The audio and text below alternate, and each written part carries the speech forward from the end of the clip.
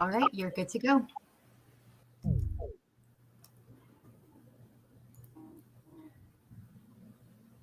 Do we have any students that are double entered in finals? No.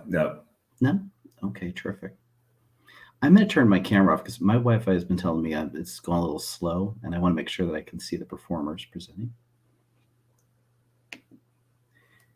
If we'll just go ahead and go in order then, let me pull up our list.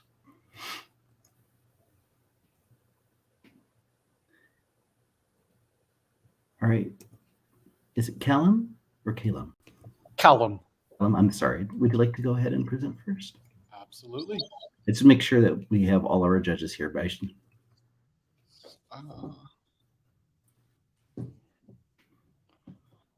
Okay.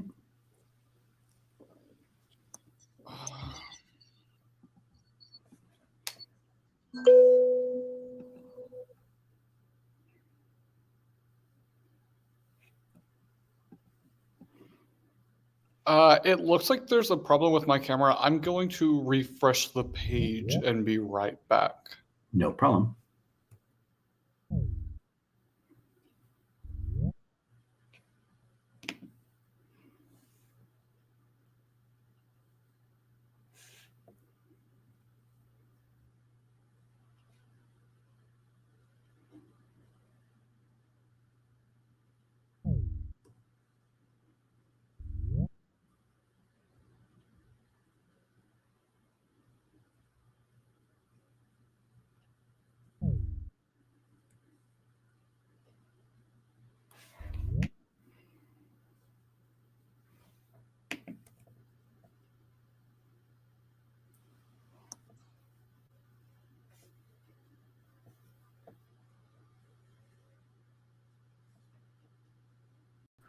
It is still not letting my camera come on.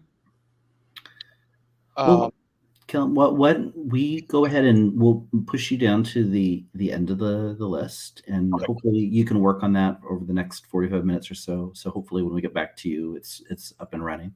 Okay, thank you so much. I'm so sorry. No, it happens. Don't worry about it.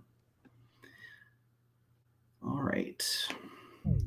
Spencer would be our next speaker on the list. Spencer, are you ready to proceed?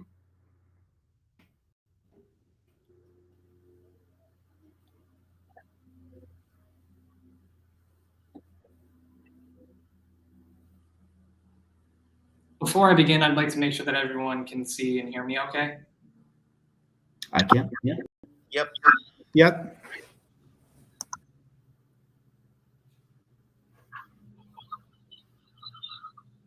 Damn!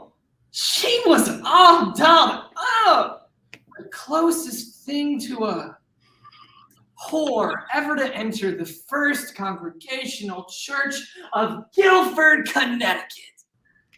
She was my 8th grade Sunday school teacher, and she came in the form of donuts.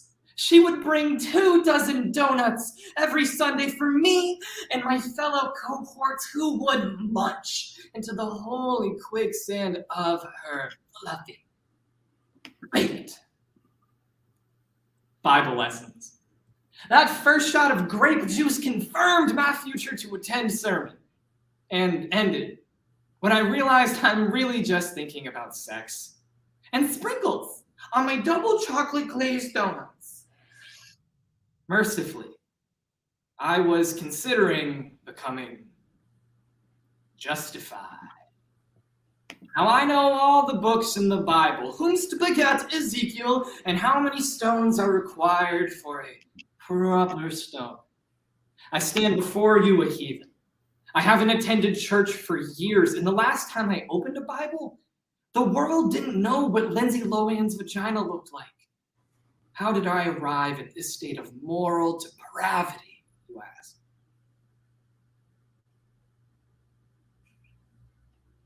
I will tell you.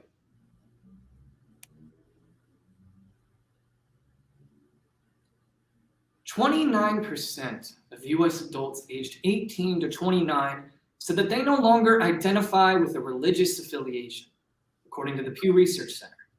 The study showed that the pandemic tested American faith, particularly in millennials, who said that they no longer have interest in organized religion due to irrational and illogical teachings, intensified by the pandemic and political unrest. In need of finding meaning and purpose, they turned to spirituality, myself included. Author Dylan Keel's poem demonstrates the humor and heart of a generation's departure from divinity. He argues that if we were to consider just for a moment that religion is the cliff notes of the book, or the interpretation of your preacher, but spirituality is a universal concept that enables us to know our own existence, a higher power and values that we are all connected to, then maybe we could appreciate that we don't need to depend on a system to feel the support of a community. All Dolled Up by Dylan Keel. Sometimes I question this departure from the holy road. I will wake up on Sunday mornings in a cold swear. The little voice in my head telling me to rise and shine and give God your glory, glory. Rise and shine and give God your glory, glory. Rise and shine and shut the fuck up. I will not rise. I will absorb the light around me and give God nothing. Nothing. I regret such outbursts, but I am not ironing clothing just to go to church and a chance to win a 3-ounce jar of Mrs. Miller's famous rice pudding. I am not putting on another tie to camouflage the father who fears his daughter's next breath may be her last. Explain endlessly why she's not present. Pretend the ventilator isn't the only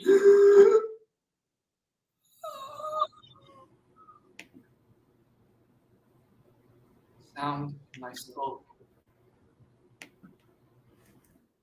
Act as if a prayer will change her prospects of a perilous decline. Nowhere to turn to, I turn to the motivation of television. The glory in a survivor's story as I indulge in documentaries and donuts, like when watching news specials, chronicles some delightful fellow who refers to himself as inmate, formerly known as Sir Shankalot. Not currently Sir Shankalot, but formerly Sir Shankalot, because 5 years ago, this 350-pound teddy bear found God. And for the last 5 years, this holy man's shanking frequency can be described as no more than moderate. So, this hulking saint in between big gulping, fake rippling, pump grunts out that Jesus is the one doing the heavy lifting now. That the Bible has taught him that there's more to life than a homemade knife in the aorta. Now, I may not shank my fellow men, but still, knowing that God can change such a man makes me think that I too can find God. And if I did go back to the church, maybe they could help me with those questions I always have trouble answering, like, where am I going in life? What's the purpose? Why does it matter anymore? I feel lost. But as we walk down this path of God-loving palm in sweaty palm, let us not forget our history. Christianity given as a door prize with oppression, so that when men were still bought and sold, they were told between strikes of the whip that Jesus turned the other cheek, that Jesus suffered silently, and that you were like Jesus if you suffer and accept your suffering, and you go to heaven after death. Give us your life in chains, and we give you promises of cloud rides with a pale-skinned Christ, blacksmithing those black backs till they bent backwards in prayer, doubled over limbs affixed to a crucifix, while conquistadors puppeted with their wrists, gelled in the embryonic fluids of Jesus love. And so somehow the people with the most trust in God see the words, "In God we trust," the least. And the word of God spreads. by force if need be, a Supreme Court courtesy. 9 ununified injustices grip unpregnated daughters as they drop to their knees to please God, hands forced together into prayer so that when Jesus resurrected finally comes, she can once be with child. This one she will be forced to bear. Who could bear to be a part of this? All these Bible-thumping bigots touting Trump like it's Leviticus, from father to son to passed around the entire congregation time and time again without question. This supernatural, non-logic-based drama of the political. And the holiest of hypocritical lost in the unholy exchanges of knowledge for generations, cringing under its own mutations. That is damnation. And it worked. I have blasphemed, thought impure thoughts, taken the Lord's name in vain.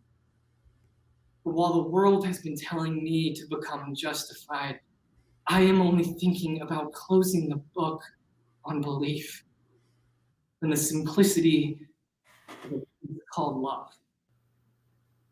As I see my child, veins bare and blue, sighs in the effort of breath. In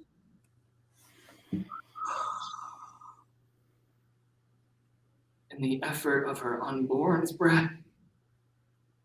In the effort of 2. Nowhere to turn to, she turns to God. To prayer candles and choir robes at Sunday services, to justification, to a reason why everything failed and COVID won, because a death in chaos seems unbearable. 2 deaths is unforgivable. When you are all dolled up in devotion, other roads can be easy to miss. So in these shared organ riffs and synchronized page turns, she finds strength. Not from the story of Job, but from the holding of her hand by the person next to her. Knowing that she is part of something. And that does not require a Bible. For me, at least, that reconciliation is why religion and spirituality are completely independent of one another. And I'm ready to take the one less traveled way.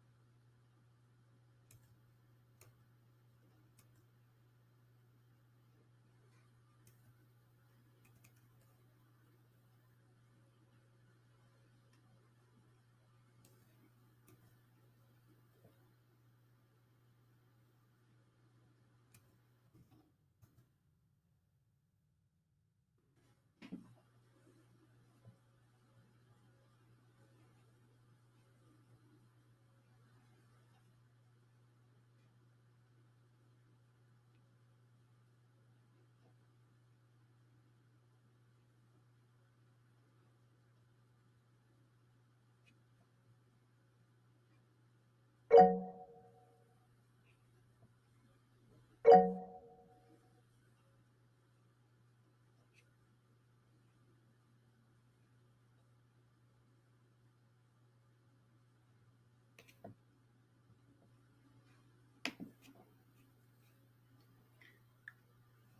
just noticed that there's a comment coming up saying one of the judges would like to speak.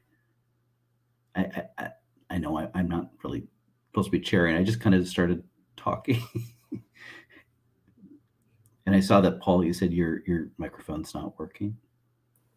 Jeff, did you want to call the speakers up as the chair? No, I am really tired and burned Okay. out. I love it that you came in and just took charge. You are more than welcome to take over. I'm sorry. I'm getting confused doing this one as well as the asynchronous one at the same time. It's the 2-minute speeches all at once. All right. Well, are all the judges ready, or does anyone need a few more minutes? I'm ready. Okay. Well, why don't we invite Madison to take the stage?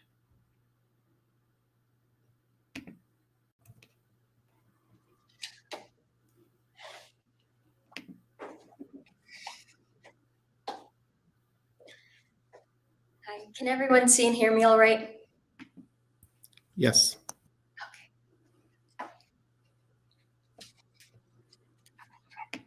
You know, they say if there are two ideas fighting like dogs in your head, the one that wins is not the dog with a teeth as sharp as the night and a jaw quicker than the dawn. The one that wins, well, it's whichever one you feed. My boyfriend thinks I'm a tree. It started sometime last summer. Things haven't really been the same since. In his defense, he isn't one to confuse things that are not alike before. Never thought a Bible was a doorstop, never thought a drunk was a dad, and never once thought a tree was a person. I don't know how he's come to confuse me for a tree, though. I wish I could tell the story and not be in it. You know, it's a fun theory to go on about dogs, but it's not the dog you feed. It's the dog you live with. And I live with you. Our generation often tosses around the term gaslighting, which is intentionally distorting reality to make someone seem like what they're seeing or feeling isn't real. According to Forbes, March 3rd, 2023, gaslighting involves an imbalance of power between the abuser and their victim. Abusers often utilize and exploit stereotypes and vulnerabilities such as race, class, gender, and/or sexuality. However, gaslighting can be used in relationships as a severe form of psychological abuse, leading people, and especially women, into doubting their everyday experiences. This piece highlights the dangers of being gaslit, not just in relationships, but to someone's psychological well-being. Using the following: Tree by Rebecca May, Gaslight by Lynn Havens, Gaslit by Tatiana Brown, and Gaslighting in Several Parts by Mike Rawson. A program, because no one can erase my reality. Taking its name from the 1944 film The Gaslight, gaslighting is a form of psychological abuse, and you know you've got it bad when decades later the shadows in your apartment flicker after the lightning strikes your apartment, and you hear his voice instead of the thunder telling you there is no storm. In his defense, though, I have been standing in the same spot for a very long time. When I'm asked about my lack of movement, it's not because I'm a tree, it's because I enjoy watching people. I find them funny, busying themselves, rushing around to find the time when time has already found them. I ask if he's ever stopped to breathe, to slowly exhale. All anyone needs to do is slowly exhale. I love like water. I find a body and then I rest. You love like fire. You seek your fuel and then you devour, except the meal isn't me. The meal is some new book your father gave you. That's great, babe. I'm really glad you like your book. It's downtime. Okay, you need downtime. I get it, okay? You know you probably did it. Little girl, why are you making such a scene? It's a quiet night. There's a leaky bathtub upstairs. There's nothing to protect yourself or anyone else from, darling. Everyone is happy. Maybe you should try it sometime. I mean, are you even trying to have better, more attractive feelings? Come on, show me your winner smile. He tells me that's what trees do. So I tell him all the things I do that a tree can't. Like stand in the rain at night. I never get cold. I spread my arms out, counting the droplets. 1, 2, 3, 4, 5. Always lose count when the wind blows, hitting me in every direction, tickling my legs and behind my ears. Trees never get tickles in their legs or behind their ears. And he tells me that's what trees do. So I tell him all the things I do with other people that a tree could never be capable of. A tree has never waited for another tree. A tree has never peeled the label off of a beer bottle. A tree has never spilled that beer on a bar stool. A tree has never cried in a bathroom stall. A tree has never cried. It's a work project. All right.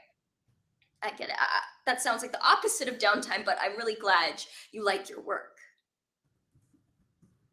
I saw the photo you sent them. Tongue hanging from your mouth like a receipt for our 4-year relationship. And 2 hours ago, I was feeding the idea of getting a dog with you. But you're right, I'm probably just feeding the wrong dogs. Speaking of dogs, I can't remember the last time we fucked without pretending like we were more than just animals. You're dogging it again. No, don't tell me. It's just a lot right now. Don't tell me I'm asking for too much. I'm not asking for too much. Am I asking for too much? I'm not asking for too much. You know it's bad when you can't actually remember what he sounds like. The only version of his voice is rooms away, rolling between the bookshelves and pulling them, crashing to the ground. And you wonder how it is he still lives here. And you wake up every morning feeling guilty for being lazy and such a mess at 7 a.m. I asked him about the perfection of trees. How could someone so ugly be mistaken for something so beautiful? I don't even understand the afterlife now. I don't know much about trees, but I like to think they know what comes next. I mean, they've seen enough winters, haven't they? And I knew the relationship was over when he came home with an axe. He didn't have to say much. You met me once. God, that was good. You took me under your sun like a seed. You grew me like a building. You made me feel the opposite of ugly, which for the record isn't beautiful. It's safe. You met me once in the Battery in the park at the tip of Manhattan the night I drove 7 hours from a show in upstate New York so that we could spend the second night in our first apartment together until you came home looking like the wrong set of hands. I wish I could tell this story and not be in it. I shouldn't be so selfish. I'm sorry, I shouldn't be so selfish. Okay, I'm trying to be more selfish. I am putting myself back in the story. You met me once. You let a bullet in me like you had found it there. And it has taken me a long time, but I have finally written a version of the story in which only one of us appears. I did my best to forget about each whack at my skin, replacing each whack with a memory. The bar, 2 sugars and tea. He was always too drunk to drive. I remember the look on his face. The look on his face. Memories are a funny thing. They are so distant. All I remember, the last time he said, I love you, the last time I said, I love you, my breath left my body, and I finally understood. This is what trees do. It's cold outside. He just needed a fire.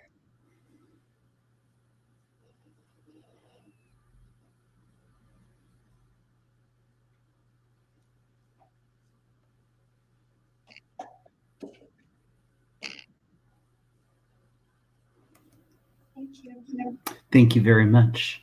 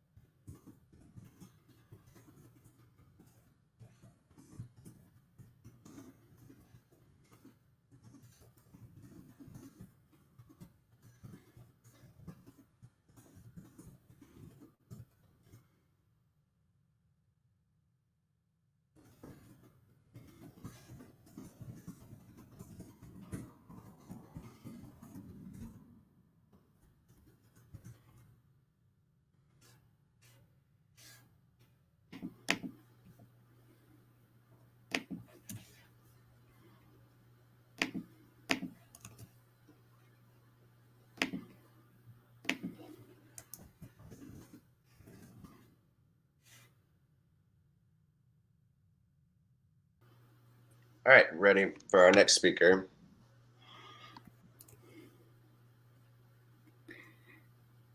Okay. It looks like Carolyn will be our next speaker, if you'd like to take the stage.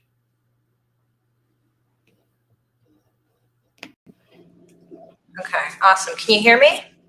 Everyone see? Yes. Yes? Okay. Awesome.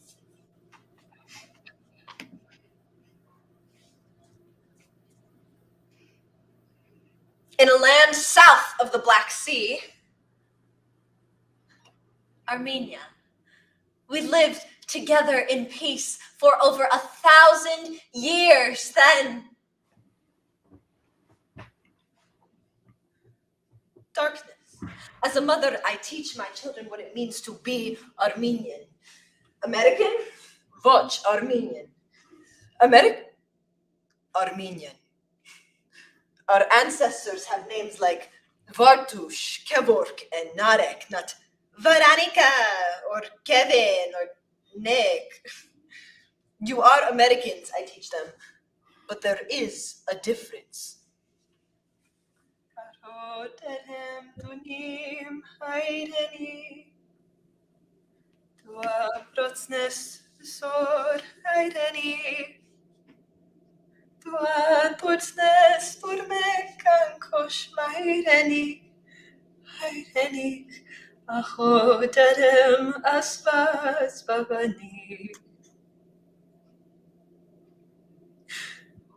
I had hardly begun to live when it came time for my people to die.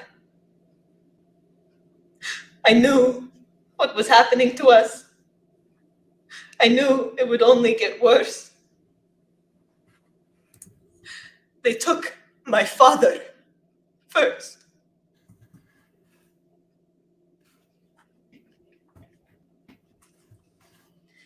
In the early 1900s, 1.5 million lives were lost in the Armenian genocide, and 75% of the country's population was wiped from the face of the earth.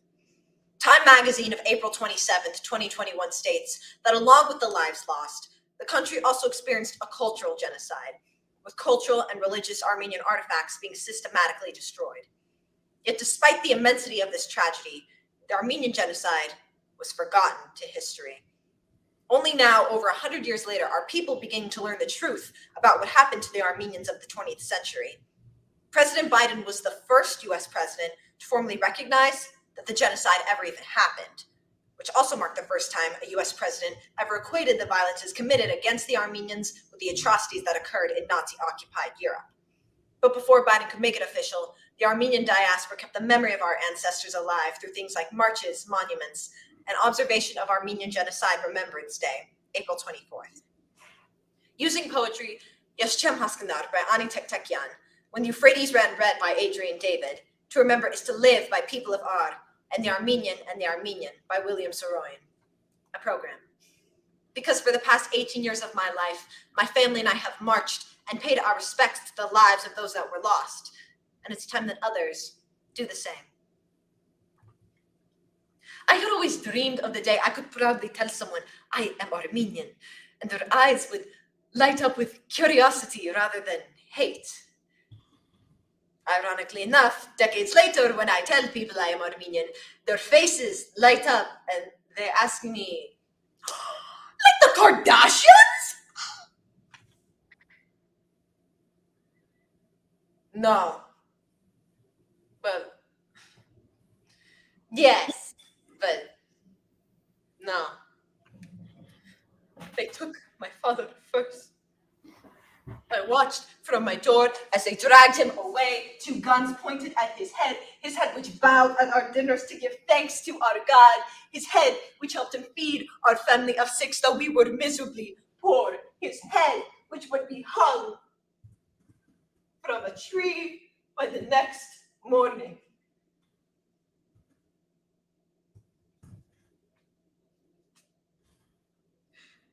Yeschem Haskanar. I do not understand.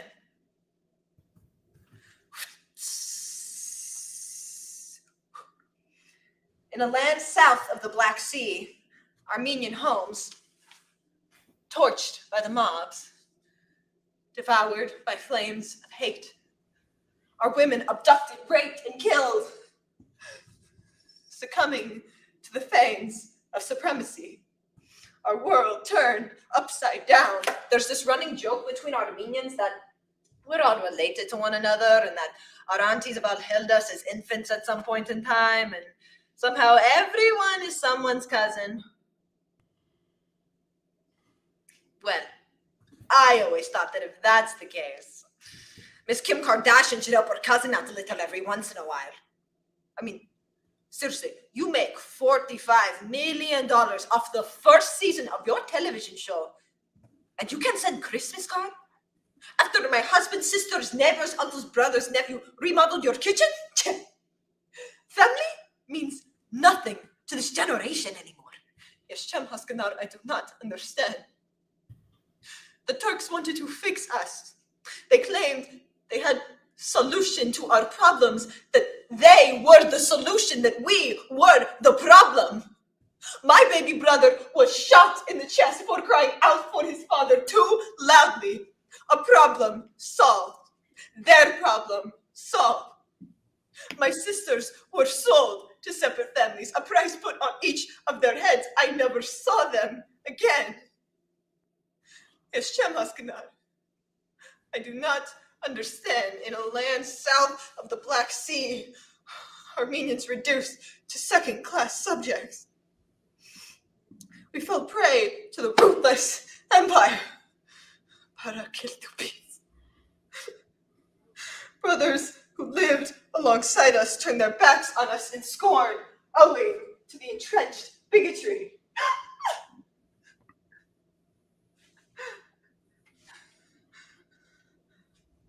Çesolerek, taranerek, garanerek, conqueror, affedilen donim, hayreni, haşkalere, tatonero, kırıvanam, akaçmek, konşi, tordudum tarnam.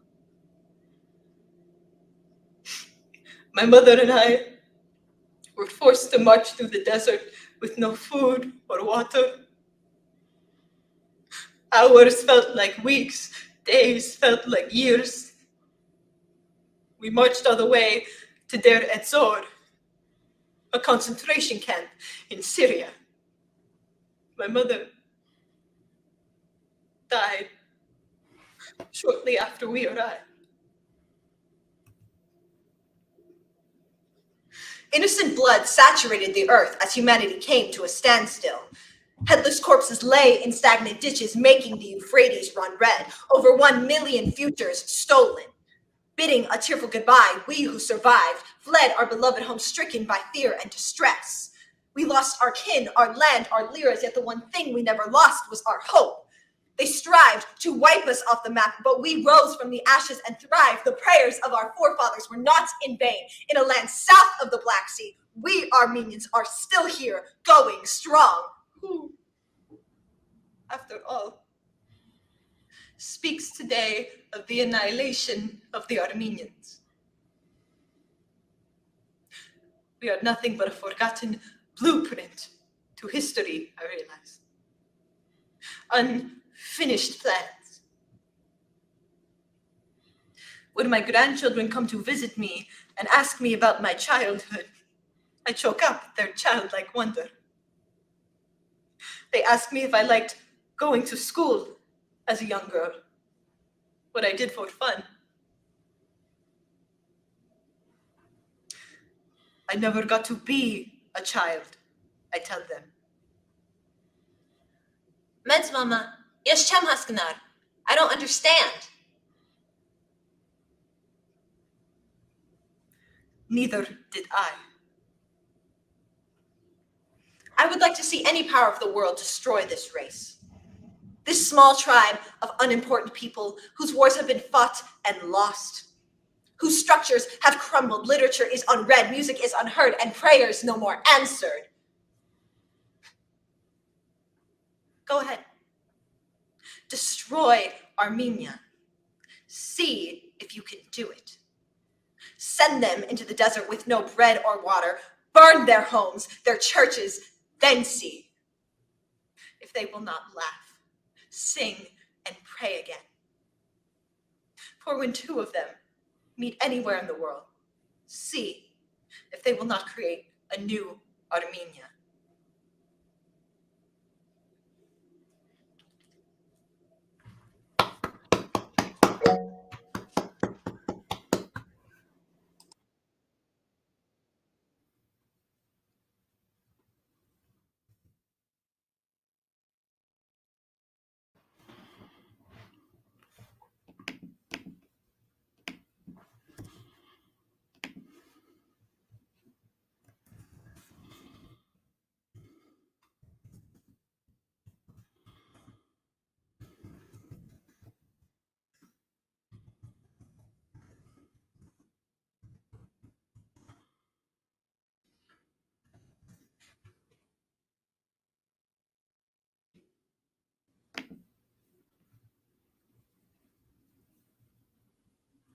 Okay, it looks like everybody is ready. So I believe Shirley is our next speaker.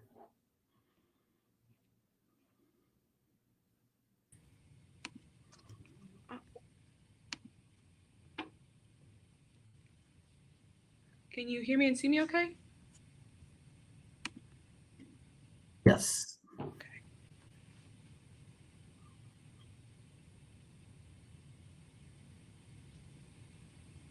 I am the road of vast sorrows, made from the still wind's temple.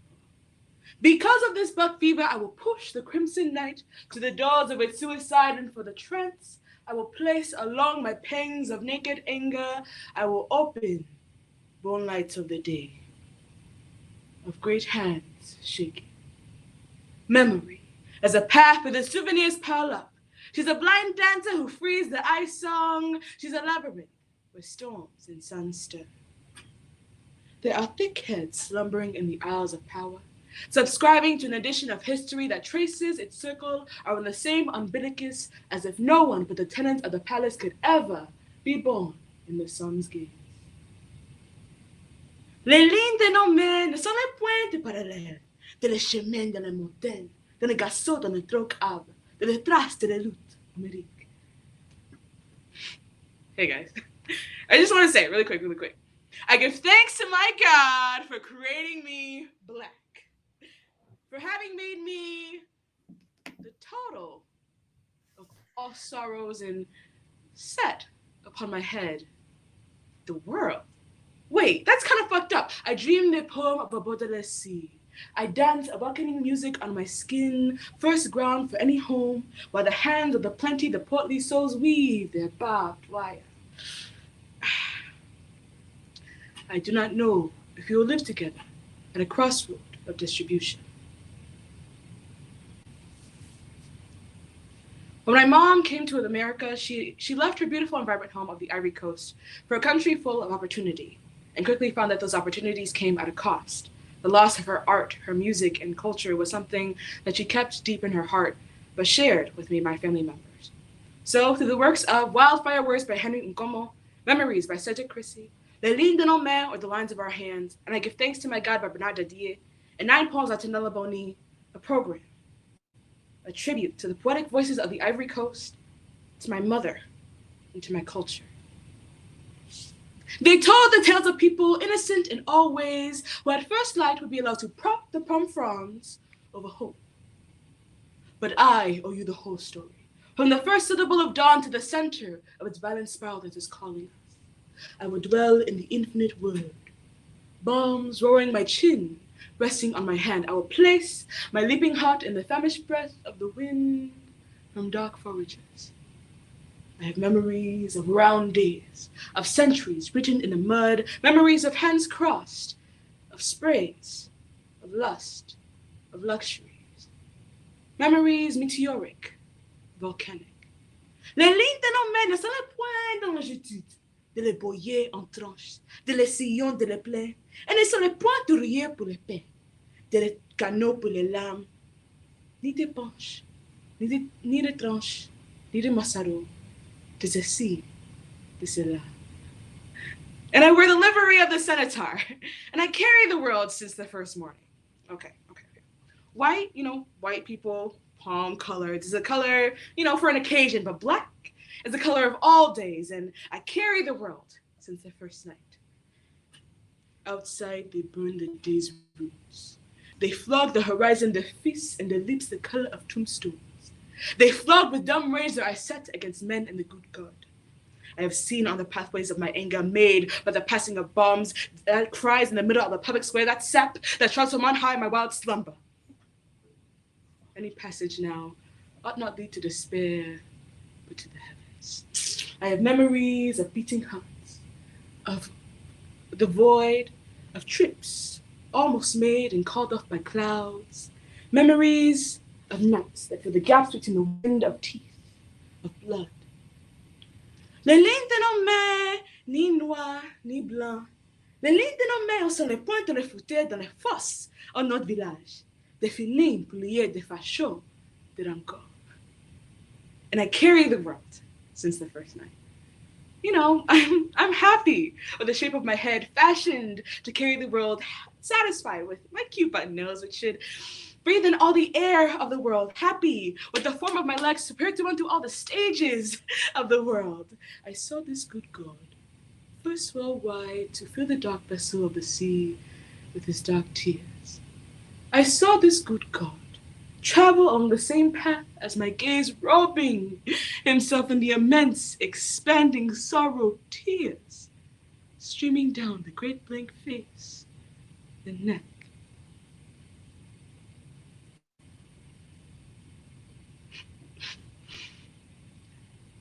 I have memories of heavy seas, of large passing waves, of passing love, swept away, deported by a stroke of sweat of chains and of immaterial distances. Les lignes de nos mers sont les lignes de vie, de destin, de cœur, d'amour. Des douches qui Leon, Leonot, le vivant, en le mort. I give thanks to my God for creating me black, for having made me the total of all sorrows. 36 swords have pierced my heart. 36 brands have burned my body, and my blood on all the Calvaries has reddened the snow. And my blood on all the east has reddened nature, and yet I am happy to carry the world content with my short arms and my long legs and the thickness of my lips. Curse those for who his name, for his sake, crush with the querulous bombs those rich lives that bear our dreams. Curse men who pit gods against gods, who shatter mild days with a lull, a bomb, the color of blood. Curse be those who break the vow of their fast in the heart of mosques and of churches and of streets full of our living, screaming human bombs, who punch with hot fist history. That's not just my dash. That's at the child's game. Good and evil with schoolmates. Playing hide and seek, playing hopscotch, practicing the words and the weapons of the strong in a peaceful barnyard. And laughter is discouraged. I have memories of days, of gray nights, of talkative seasons accented by drums on horseback over the eyes of history. Our history. Frantic, whose unique melody sings and trumpets the glory of sacred injuries. Les lignes de nos mères, ni blanc, ni noir. Les lignes de nos mères sont les bouquets de nos rêves. Before I go, I just wanted to say, once again, I give thanks to my God for creating me black. Like we talked about, remember white, white people, palm colors is a color for an occasion, but black is the color of all days. And I carry the world since the first night, and my laughter from the night brought forth day of the world. I give you thanks, my God, for creating me black. Thank you, Lord. I am the road of great sorrows that struggles against the still air. How shall I hold death down on the guillotine? How shall I carry death's grave song, serious and brutal to the ethereal heights? How then to name the rising wind, the unforgivable fury spurred through free space against these brothers? Yes, my brothers of another time who make bones and tombs and celebrate in the reddened ruins. I am the road of great sadness that expands, that strains against the calm winds. And here are my days and my ragged voice that dies out in the arms of a shattered mirror. And my memory confronts me forever, it seems, hatched in the screaming overhead of raging human bones. Les lignes de nos mères sont les lignes de vie, de destin, de cœur, d'amour.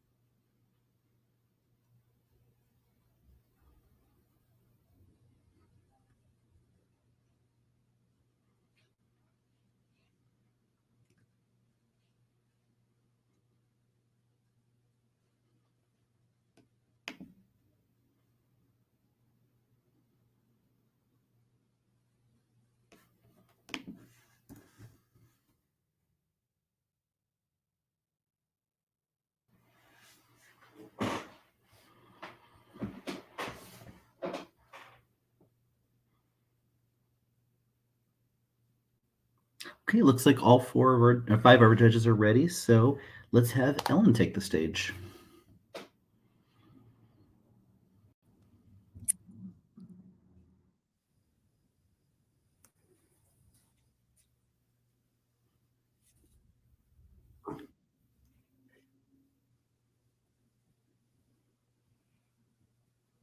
You know, you've really got it bad.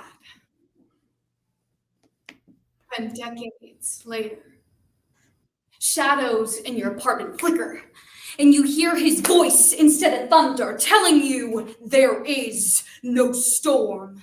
We are women, daughters of Eve, and we turn to man to tell us what to believe. We are women, not brave or strong. So we turn to man to tell us where we belong. When I remember an everyday would pull my, one day, pushed my, into the, so I ran to my,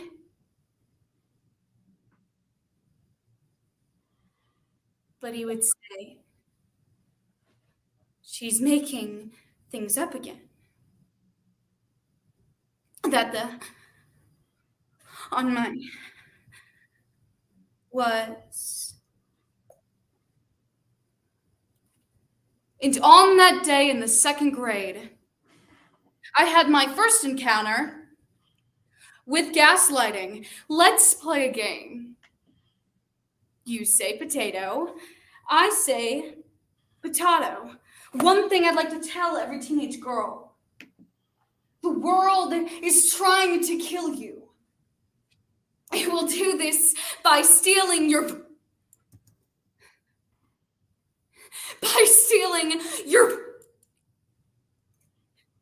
kill it back. Don't pretend to smile. Don't clap back to make them feel more comfortable.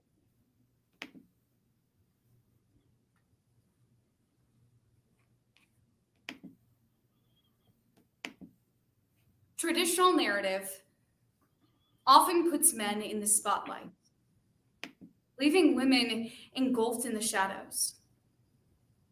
By stripping away narrative, using imagery, emotions, and language unbound, poetry can cultivate a method that no longer gives into gaslighting, allowing women to own their stories without the manipulation of narrative, returning to women which should have never been taken away from them in the first place. So using the poetry Gaslit by Tabitha Brown, She Just Wants to Forget by Eli Fiend, Fading Away by Cindy Pierce, and Victim's Guide to Gaslighting by Becca Harris. Making Things Up Again, a poetry program for my best friend Grace, because I believe her. Victim's Guide to Gaslighting. 7 things they'll try to tell you when you speak up. I don't know what you're talking about. You're making things up again. You're not remembering correctly. You told me it was okay. You said yes. But I love you. Tomato, tomato. You know what's funny? I find myself apologizing to distant echoes in my ear. Spectators watch as the lions tear out my flesh. Chunk by chunk, piece by piece, starting with my...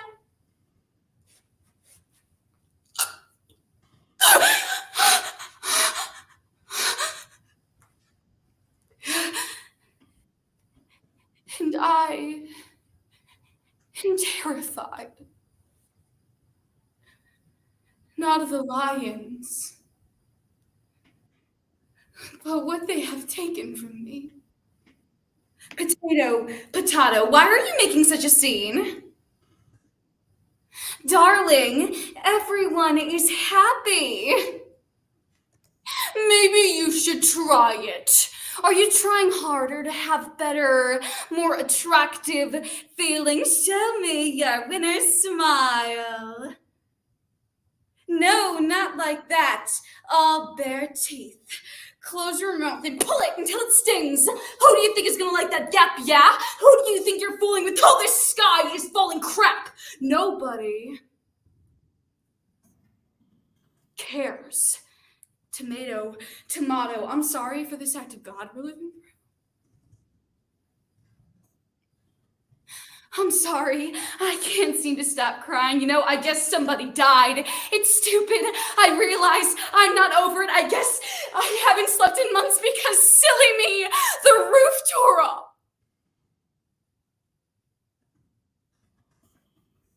And I have spent so much time lying on my back, swallowing the rain. I'm sorry. You probably don't need to hear this messy grief girl who can't keep her mouth shut. It's just the way it is, yeah? My fault.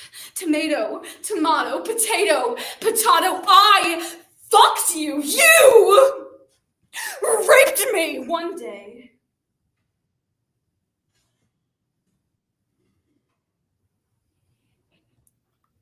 He beat me badly. That when my friends looked at me in my raccoon eyes, they pretended not to see them at all. Because it's easier for them to live in this decaying fantasy than to believe that he is a monster in a fucked up reality. What about my reality? Reality is not knowing the sound of your own voice. It's becoming a distant shadow in the corner. It's becoming prey for any lion that pleases as he pins you against the wall and rips out your vocal cord.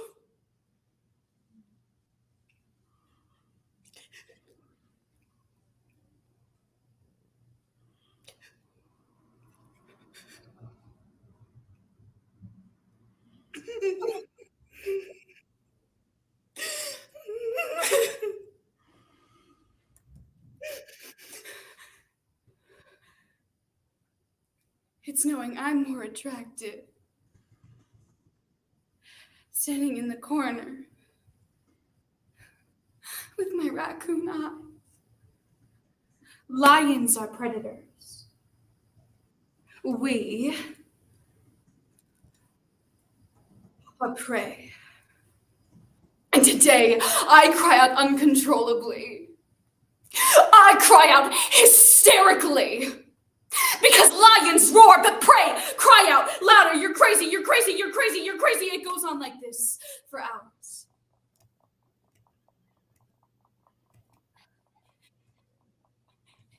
Even though I know it's raining. It's a hurricane. And you realize it isn't his voice you're hearing,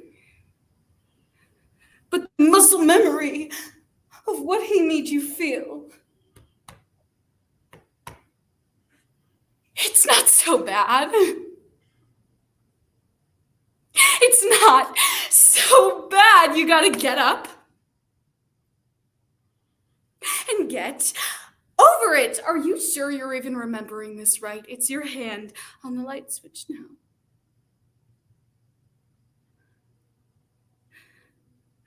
Flickering and cursing your eyes for their perfect sight.